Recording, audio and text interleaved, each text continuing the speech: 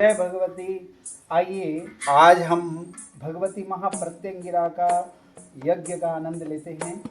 आप इस यज्ञ के अंदर में इस दृश्य को देख के उपस्थिति होने का आपको एक अनुभव आए, ऐसी हमारी कामना है। और आगे के समय में हम अगले महीने में ज्येष्ठ मास की पूर्णिमा के दिन अपितु यज्ञ करने के लिए जा रहे हैं। और इसी तरह हमारी आषाढ़ मास की अष्टमी के दिन भी हम प्रत्यंगिरा यज्ञ करने जा रहे हैं। जय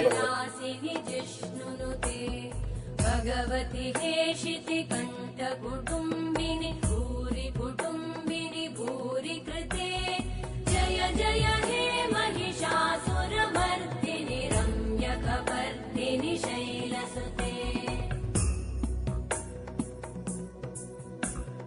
सुरवरवर्षिणि दुर्धरधर्षिणि दुर्मुखमर्षिणि हर्षरते त्रिभुवनपोषिणि शङ्करतोषिणि कल्मषमोषिणि घोषरते तनुजनिरोषिणि दिविसुतरोषिणि दुर्मदशोषिणि सिन्धुसुते जय जय हे महिषासुरमर्दिनि रम्यकपर्दिनि शैलसुते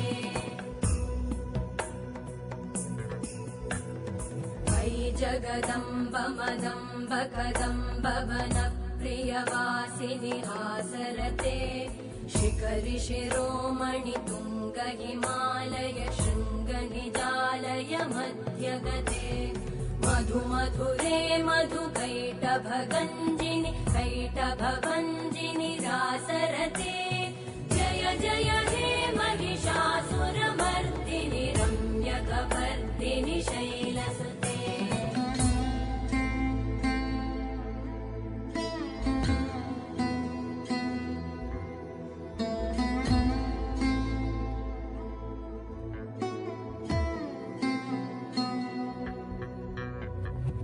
शतखण्ड विखण्डित रुण्ड वितुण्डित शुण्ड गजाधिपते रिपुगज गण्ड विदारण चण्ड पराक्रम शुण्ड मृगाधिपते निज भुज दण्ड निपातित मुण्ड भटाधिपते जय जय हे महिषासुरमर्दिनि रम्यकपर्दिनि शैलसुते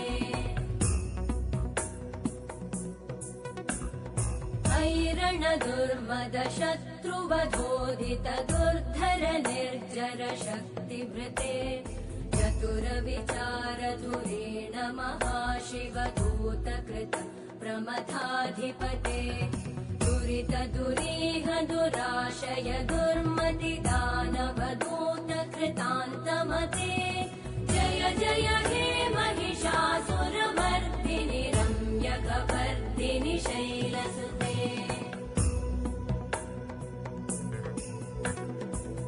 शरणागत वैरिवधूवर वीरवराभयदायकरे